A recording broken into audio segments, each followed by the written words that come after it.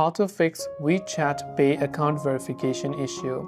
If you're facing account verification issue within WeChat Pay, so if I just open the WeChat Pay app and go to the Me option, and maybe you go to the Services tab and you're trying to verify your account or anything right over here by enabling the payment code or anything as such, right? You can add a card and maybe you're trying to receive money where it asks you to verify your identity on WeChat Pay.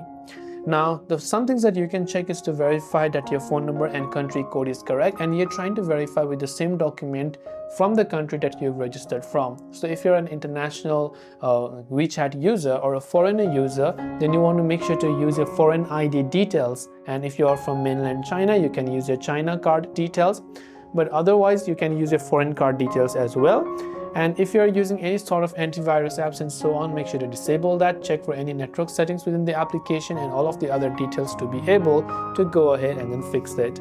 This way we can basically fix the WeChat Pay account verification issue. If you have any questions, feel free to leave them down. Thanks for watching and see you soon in the next video.